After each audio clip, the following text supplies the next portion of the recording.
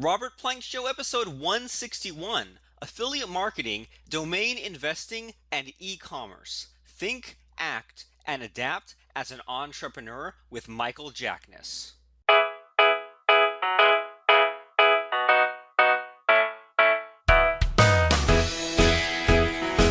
Hey everyone, and welcome back to the Robert Plank Show. This is the podcast where we talk about making money. Our guest today is Michael Jackness. Now, Mike got his start online in 2004 doing SEO and affiliate marketing. Starting in 2010, he started purchasing keyword domains, including treadmill.com, and in 2012, he decided to get into e-commerce. And I mean, some of the names that Mike is going to tell you about, and some of the names that Mike owns are nothing short of amazing. So, I mean, I can't wait to introduce you to him. So, Mike, how are things today?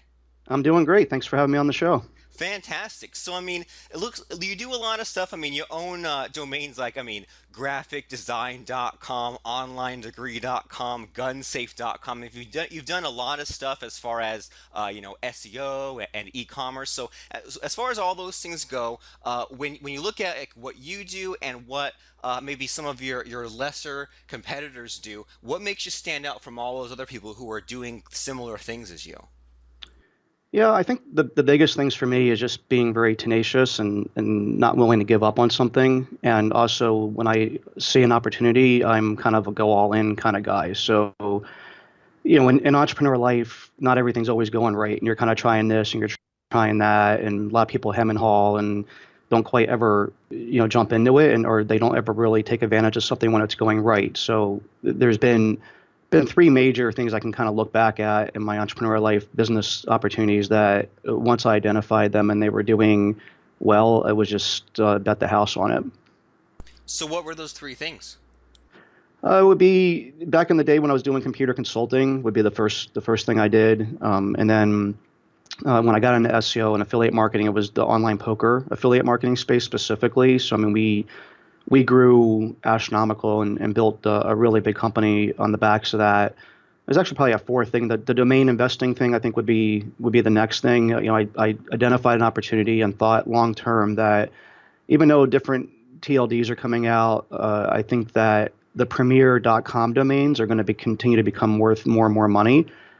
There's a definite thing around the SEO space that a keyword domain isn't worth as much as it used to be, but I actually disagree. I think that the premium, like the real premium keyword domains are worth more than ever, because of the way Google's like done their algorithm and stuff. You can still link to your keyword domain in a way that other people can't. And I see results of us getting higher in search results with less links than other people.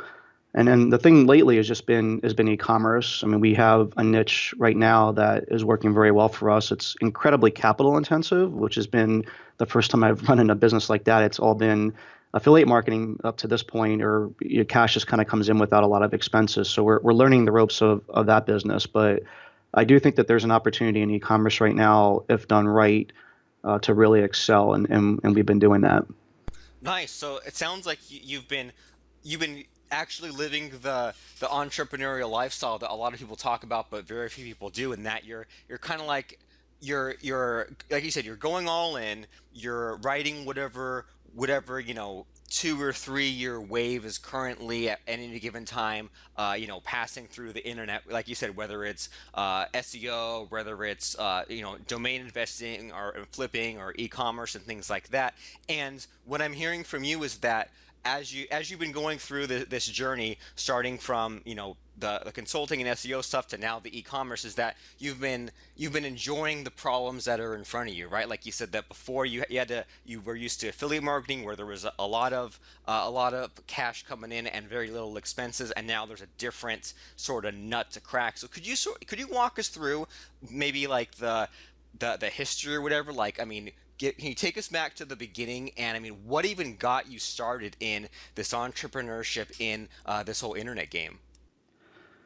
Yeah, I mean, I think that just being kind of growing up in the 80s and 90s, I graduated high school in like 94, and computers were just kind of coming around, and I was just always a techie, nerdy kind of kid. And so I adopted technology. And I think that every kid today is still kind of the same. You look at how a kid these days picks up an iPhone or iPad and they just kind of naturally gravitate towards it. And I think that we were all one generation removed from that, but like it was different technology, and I really adopted it. So I was lucky enough to already have a tech background. The technology part didn't scare me, where I think some people are kind of scared of the technology.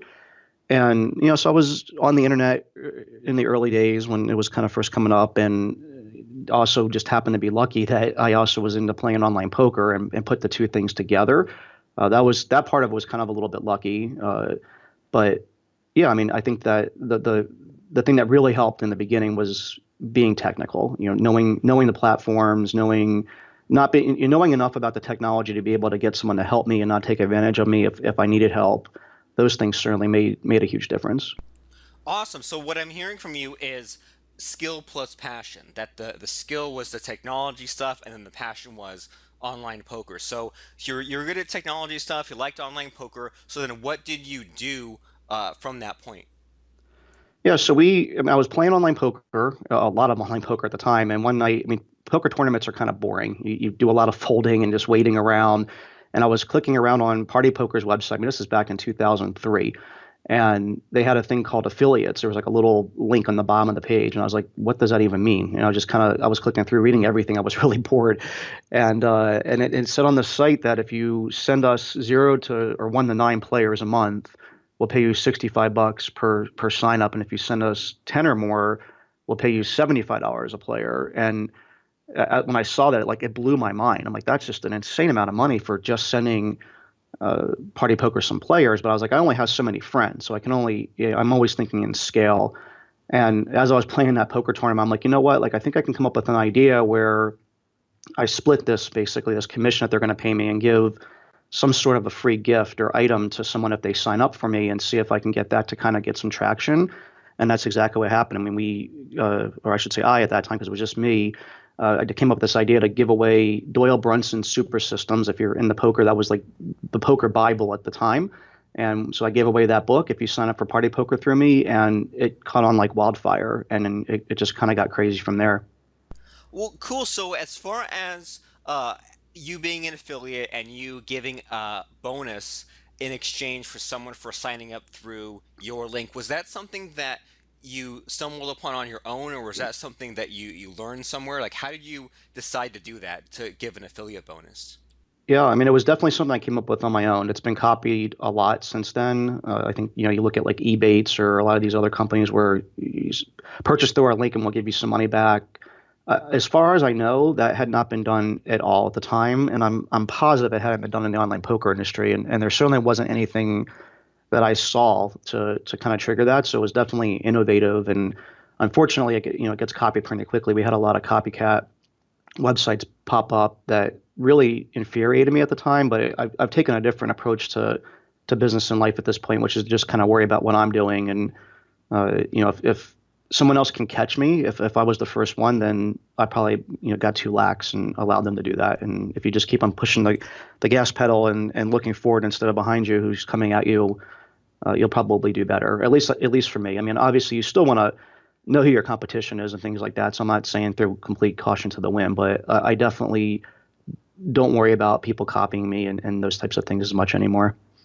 Right, and I mean the way that I've heard that explained by people is absorb the changes. If you're dealing with competitors, and that works both ways, right? Because like you did this affiliate bonus thing, and other people maybe had been struggling affiliates, and they saw what you were doing, and they just kind of modeled what it is that you were doing, and then at that point, then if you then get if you get over the infuriated stage or the looking behind you stage, you can say, okay, well now someone else copied me, but maybe they did a better job, right? Or maybe they then took it like one step further, and then I can copy that. So did you see any kind of that kind of thing where maybe you did something that was a pioneering type of move, others copied you, and then did you find like a way to one up them once again, or did you find like a way to, I guess, like do something in response to that?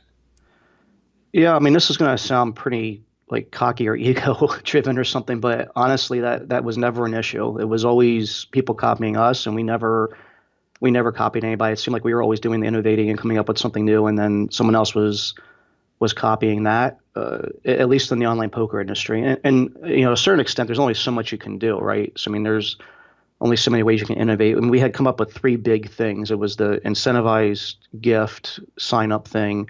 Then we did another thing called instant bankroll, where we literally just gave people free money to play poker if they sign up under our link. And then we did another thing called rakeback, which probably gonna get glassy eyes with your audience here, but basically for people that play a lot of poker, we would give them a percentage of their playback, and those are like, and still to this day, are still the only three innovations that ever really happened in the poker affiliate industry that I can think of. So it was we had all that stuff copied, and that was just kind of the way that it was. And I do understand exactly what you're saying. I think in other industries for sure, uh, someone else might do something better than you, and then it's your turn to copy them maybe. But in the online poker space, at least, that never happened to us.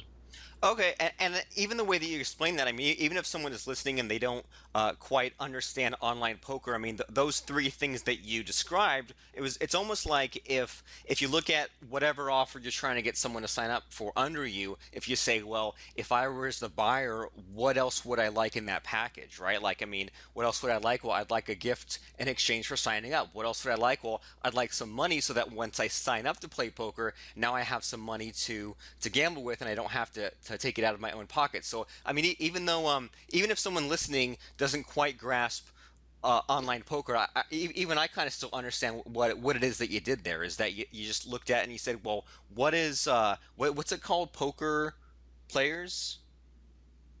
For the affiliate site or Yeah, for yeah. This like this site that you had promoted at back the in the time it day. was called pokersource.com. I mean, Poker. Okay, if someone goes and looks at it today, it's ugly. it's but it's embarrassing, but but I I mean, don't do anything with it anymore. But I mean, you look at that offer of Poker Source, and it's like you can always look at it from the lens of, well, what are they missing that I can fill in the gaps? Is that right? Yeah, for sure. And I mean, that idea has been copied in pretty much every industry. I mean, I've seen a lot of it's kind of been kind of curtailed a little bit now, because what ends up happening with these incentivized signups, it's not something that I really thought through at the time, but it makes a lot of sense when you take a look at it from a business perspective, is that they're not going to be as high a value a customer as someone that wasn't incentivized, because you end up with people, there's going to be a certain segment of those people that are just looking for something for free or for a deal, and they're going to do the bare minimum requirements to get it and then leave. So there's been a lot of affiliate programs that have put the kibosh on this, where they basically have in their terms now that you can't do any sort of incentivized marketing. But in industries where it's still allowed to this day, it can be quite lucrative if you do it right. Cool. I mean, that's a good strategy. So you did these three things, and then so like, what did that lead to? Did the poker stuff? Did you get bored with that, or was that too crowded? Or I mean, what was the next step after this for you? Yeah, I mean, there was a few things that kind of pushed me to want to do something different. I mean, first of all, if you can think of like all the stereotypes that you might think of in the online gaming industry, the type of person that might be hanging around in that industry, unfortunately, the stereotype's kind of true. It's a bunch of kind of sleazy people that have questionable morals and stuff. And after hanging out with those types of people and being in that industry for 6 or 7 years, I really had just had enough. That was probably the number one reason that I wanted to do something different. The other thing that was really frustrating was we always had these outside influences that were hurting our business, particular government agencies trying to pass laws or whatever to stop people from playing poker in their home. So I mean, I kind of equated to building a business on quicksand. Every time you think you've gotten over a hurdle, whatever, your business kind of sinks because some other outside influence hurts you. So that's something that I've been really cognizant of when I've done anything moving forward in any of my businesses, is to make sure that it's something that is as boring and agnostic as possible, so somebody isn't like going to say like, oh, people can't color, do adult coloring anymore or something. There's no one that's ever going to say that's one of our businesses that we do now. So that was really frustrating, and it was also just frustrating being in a shrinking business. I mean, I enjoy creating something from nothing. That's really where I get my thrill and excitement from, doing a business. So there wasn't really anything new, and there wasn't any real growth opportunities. And part of it was I just kind of had enough. I was ready to take a break. So I mean, we did take a break for a couple of years. After doing that, we bought an RV and RV'd around the country, and that's actually when we started buying those keyword domains. And I took all the experience that I had from affiliate marketing and SEO, and I was like, okay, well, I'm going to go out and buy these really powerful big keyword domains and apply the knowledge that I've gained from from doing affiliate marketing to these domain names. And that's a pretty good insight there. That I mean, a lot of the things that we do, or especially on the internet, work well 1 year, but then you fast forward 2 or 3 years, and then it's kind of dried up or it's built on quicksand, as you say. But what's cool about that story that you just told me there was that, well, even if that happens, which in a lot of niches that does happen, that even if something dries up or is too crowded, too regulated, too whatever, too expensive to do business in, there's still the money that you generated during that time. So then if you then decide you want to go on a vacation, that's great. But then there are always skills that you've built up during that time that you can then move over into other areas. So buying domain names, you decided to do this. So I mean, at this point, what year was it? And are we talking about finding unregistered domains, expired domains? Are we talking about buying domains from a marketplace? I mean, what were you doing for this business model? Yeah, so it was 2010, 2011. We were living abroad from 2006 to 2010. So we had just come back. Like I said, we bought the RV, and I just started poking around looking for opportunities. I mean, the things I was looking for were either parked or underutilized domain names that I could get at a really good price. And as you said, I mean, the previous few years have been really lucrative for us financially. So I mean, we had the cash to go out and buy the domain name. So now in the domain industry, it's a very illiquid market. So when you have someone that's got money that's looking to buy a domain name, you can typically you get a lot of interest because these people have been sitting on these names for a long time and probably are looking to get rid of them. So and we also we had some contacts and we made some friends with domain brokers, and I became a wholesale buyer or a fire sale buyer. And I had some criteria that I was looking for with the domain names, but I didn't want to get anything too specific. So like I wasn't really niche specific. It was more, it has to be like a 1 or 2 word domain name that is something that people might type in without even, because people don't even understand how to use the internet. My parents are going to, they don't understand how to use the Google. So they might just type in graphicdesign.com right into the search bar and not even understand that they think that they're searching for something, but then they end up at graphic design or online degree or any of these types of things. So those were the other things that we were looking for. I mean, obviously treadmill.com was another one of those that we picked up that fit that criteria, but you can see that these are like all over the place in terms of niche and industry. So when I saw a good deal, when I saw something where I'm like, okay, I'm buying this for half of market value, what I deem to be market value, that if someone were to come to me and want to buy the domain name, what could I assert that it's worth and be able to sell it if I wait long enough? I want to buy it for at least half of that or less. So that was kind of our criteria, and we just slowly but surely over the last few years have picked up some pretty cool domain names, and some of them we've since sold, and some of them we still have. Awesome, yeah. And I mean, like we said when we opened this call, I mean, you have some crazy stuff. And even when we were first talking via email about getting you on the show, I noticed that, I mean, you own like tactical.com, like Terran.com, just all of these just super crazy domain names. So, and the way that you're describing it, it's almost like you're like a real estate developer, a real estate owner. Like you find these things that are undervalued or underused, and you can like buy them. And so a couple things about that. Like first of all, like what kind of price range were you paying? I mean, are we talking about the hundreds of dollars, the thousands of dollars, tens of thousands, even more, or was it a certain price range, or was it all over the place? It was all over the place. I mean, we've paid anywhere from $18 to register a hand registered domain. The most I've ever paid was 190,000 for a domain name. That was for websitehosting.com. But I've purchased several six-figure domain names over the years, and definitely not afraid to do so because I know what they're worth, and I know what they can be worth if they're built out. And that's one of the things that we also like long term when we buy the domain names. We're not looking to just squat on them. I mean, we typically have a long term plan at some point to develop it into something.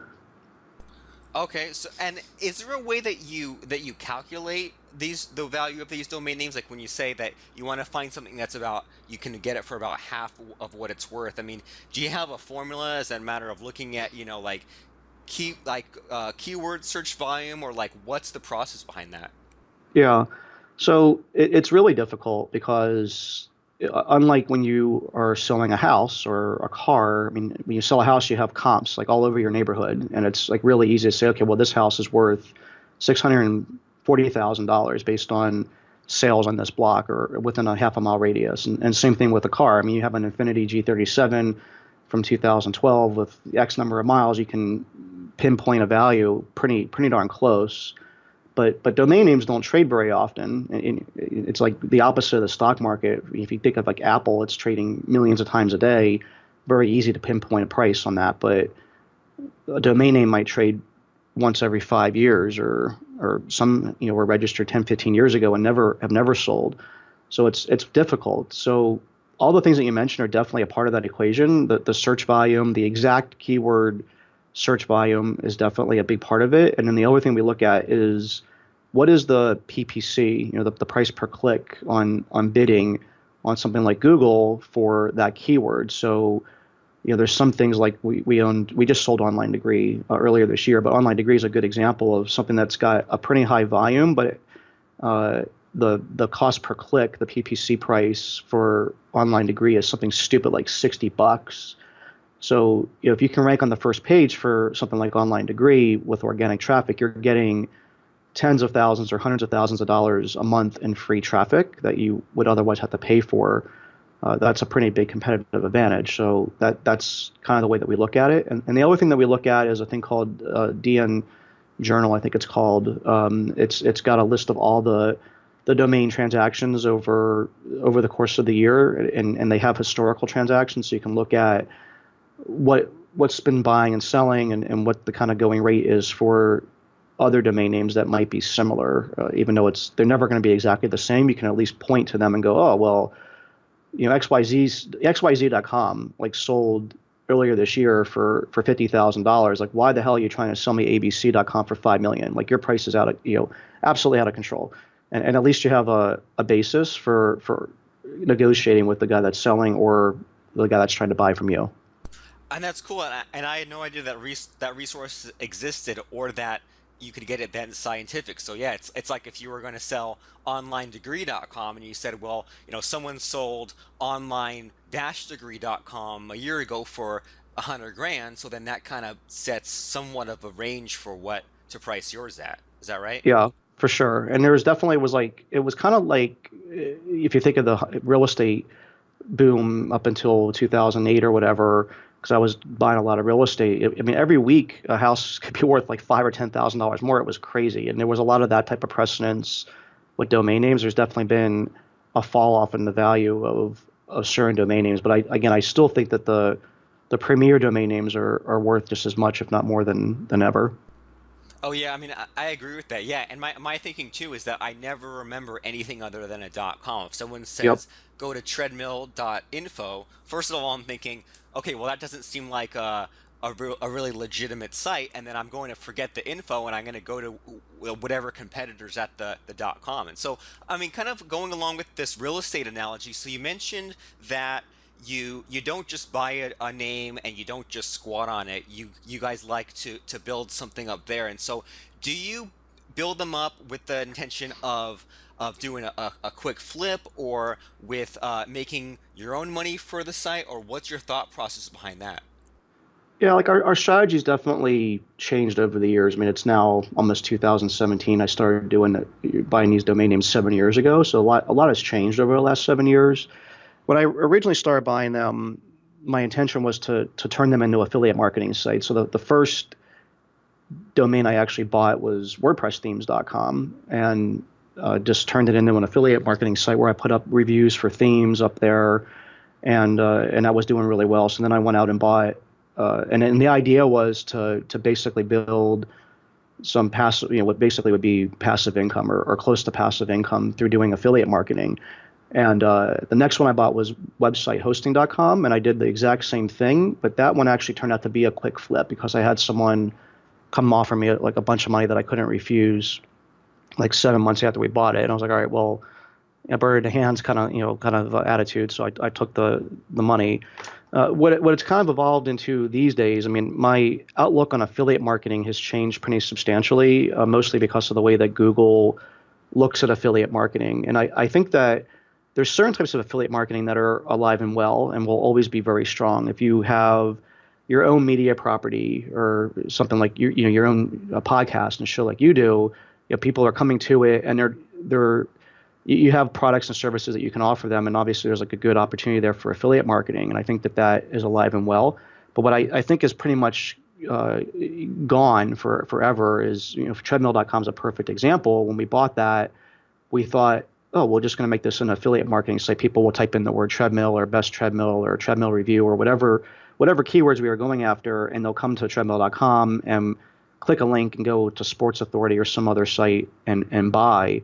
But Google's really made that difficult these days. I mean, when Penguin and Panda came out, and I kind of took a step back and thought, like, let me think of Google from their perspective. What are they trying to do? And they obviously want really good results. They want good content. They want people when they click on a link or they go to a website, for them to find the information that they're looking for and not be misled or confused. And that's exactly, it takes a kind of a big man to admit, in this. I think that's exactly what we were doing. If we had a site that said it was called treadmill.com and we had these reviews or different treadmills up there, and all we were trying to do is get people to click on a link and then go buy it somewhere else, that doesn't really add a lot of value. We weren't really helping someone's buying experience. We were probably confusing them. They were on our site, they clicked add to cart or buy now, and all of a sudden they're on sportsauthority.com or amazon.com or wherever it is. And it's just like, what the hell just happened here?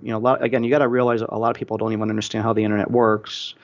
And again, I think that we weren't adding any value. And when I sat down, I kind of had a come to Jesus meeting with myself and was like, I want to be a better person than this, than just trying to be a leech on the internet, if you will. That's when we made a big change to start selling stuff directly to consumers, and that's how treadmill.com kind of was born, or reborn, I should say, at that time.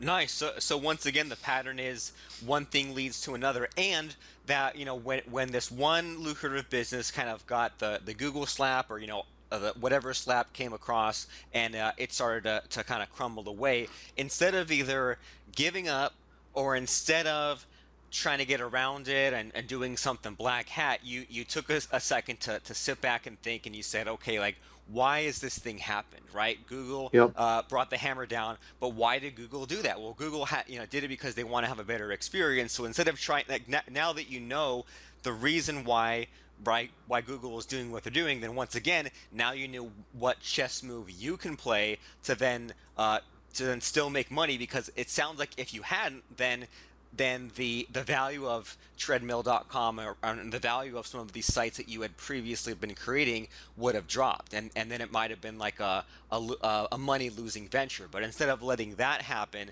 you then moved on to the next logical step, which was e-commerce. Is that right? Exactly. And in a lot of cases, we had a lot of properties at this point. Most of our properties were fine. We didn't actually get in a lot of Google and Panda penalty problems. We had a couple sites that did, but we made a pretty bold move that just said, like, we're going to do this. And there's a book that I love called Who Moved My Cheese? And I'm a big believer you don't just like wait for your cheese to go away. You kind of go find new cheese before it does go away, kind of attitude. And the only thing constant in the world is change. And it was also because I didn't really feel good about myself when I kind of had that realization or epiphany that I wasn't really adding value to the world and wasn't doing. I mean, I wasn't doing anything unethical. I mean, it wasn't anything like on that end of the spectrum, but it certainly was.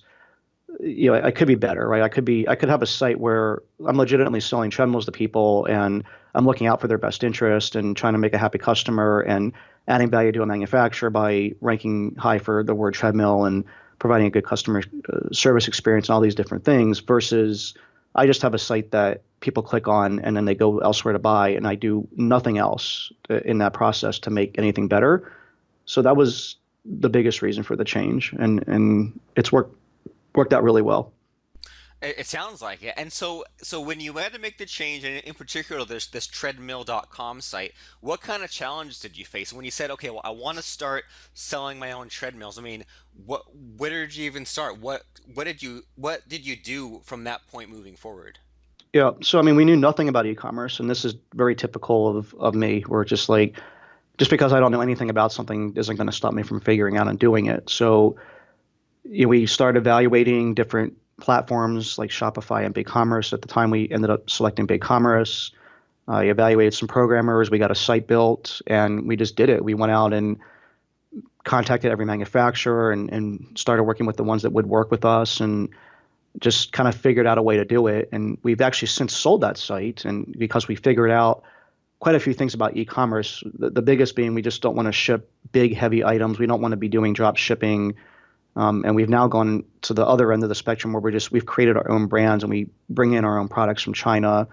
And I mean, we've kind of gone off the deep end here, and that's why I think we've had so much success. And obviously, like building your own treadmill in China and bringing those in is not like really in the cards for someone that doesn't have hundreds of millions of dollars. So that was one of the main reasons we ended up selling that site. But yeah, I mean, in the beginning, we knew nothing about it, and in the last 3-4 years since we've been doing e-commerce, we've gotten to the point where I think we're in the top, certainly in the top 1% of people doing e-commerce. I run a blog now about e-commerce and a podcast about e-commerce, and get invited to speak at a lot of industry events. I'm actually speaking next month at a great event at E-commerce Fuel as a keynote, and that's just kind of my life. I mean, I think like you mentioned at the beginning, like what makes you different, and that's certainly one of the things that makes me different. I don't let the unknown scare me. So it's just like I'm going to do this, and I'm going to figure it out, and until I do, I'm going to spend all day and night figuring it out, and that's kind of how it happened.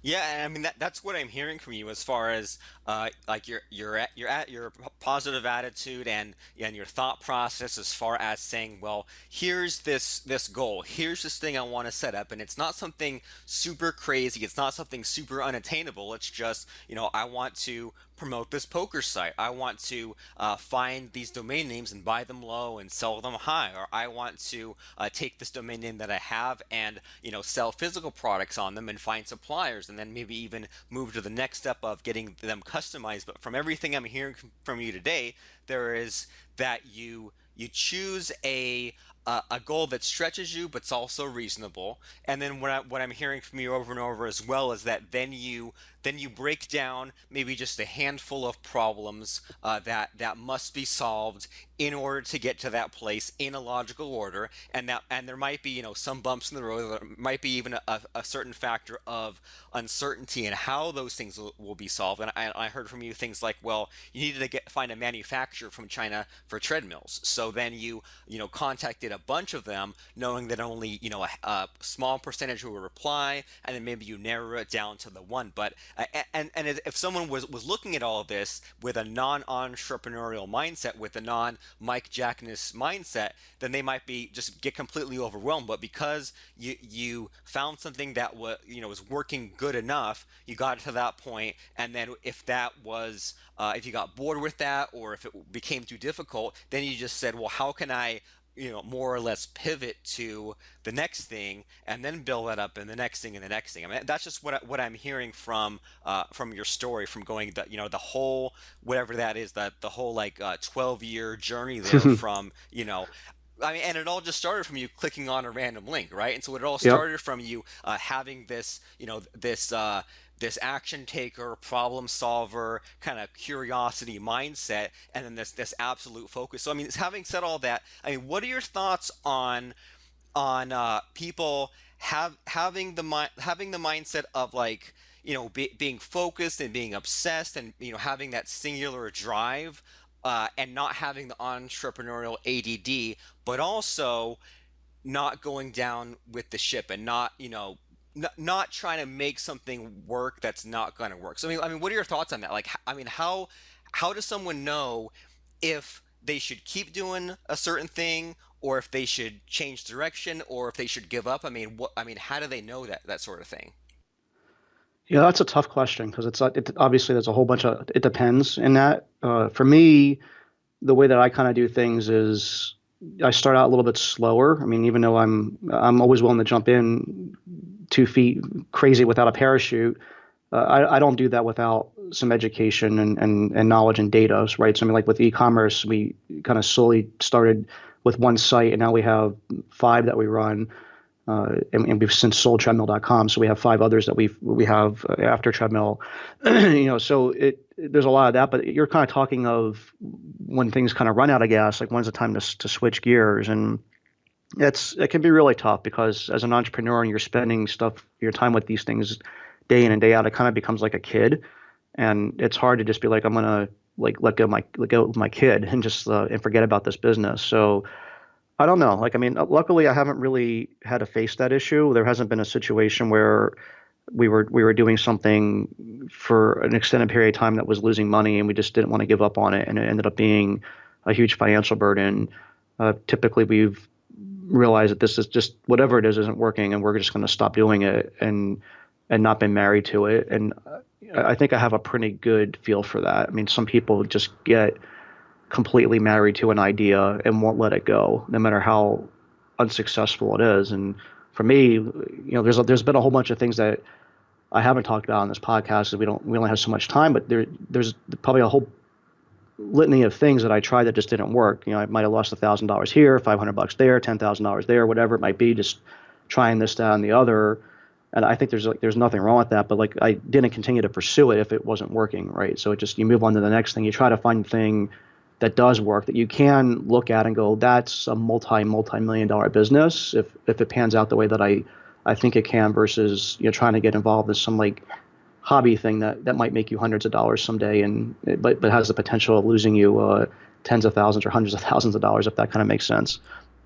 Yeah, it does. And so what I'm hearing from you is sort of like there's a difference between kind of like dabbling on something and treating it like a hobby and not taking it seriously versus taking it seriously and doing the education and the research, but starting off in a small scale. And it also sounds like you've done this enough times where you kind of have a good enough judgment of you can look at something and kind of tell what to do next based on your past experiences. That's kind of what I'm hearing as Yeah. far as knowing, when to sell a site, when to change a site, when to change your whole business plan, all that good stuff.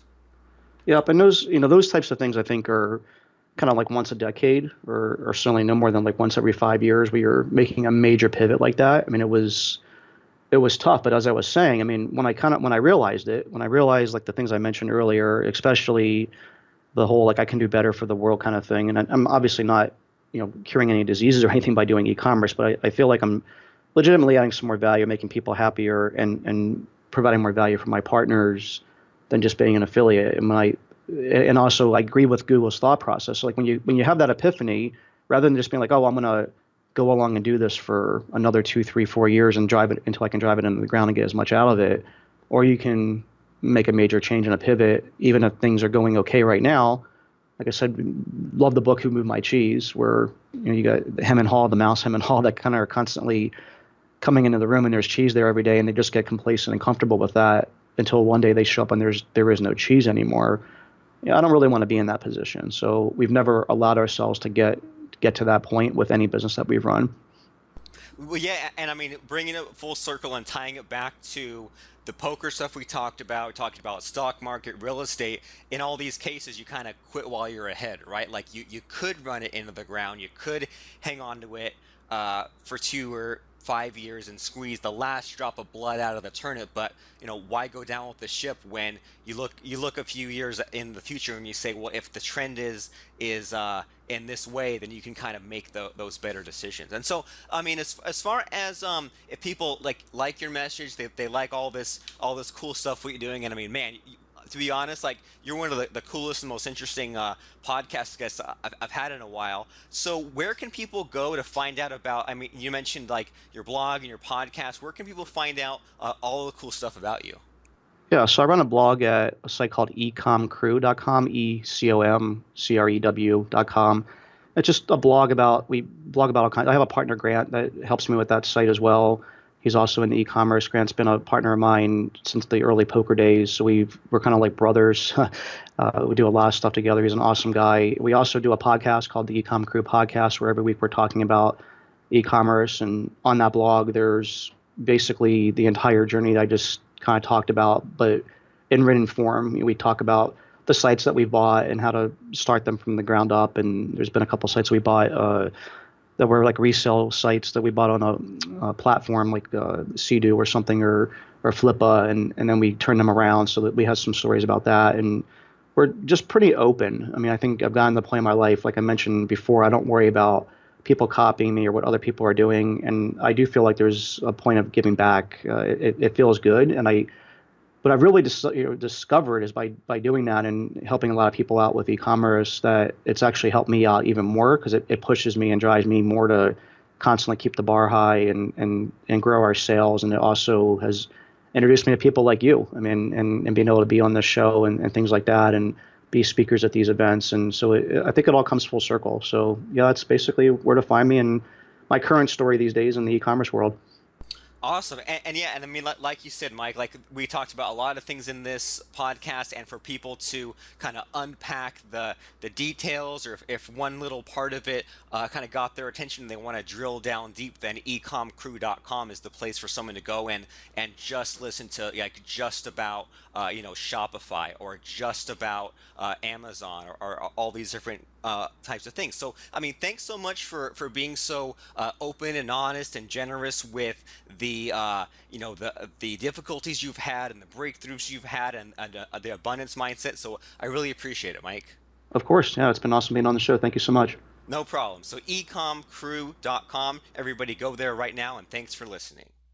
Hey, it's Robert Plank. We have a brand new Facebook group, so thanks for listening, and head on over right now to robertplank.com/group to join that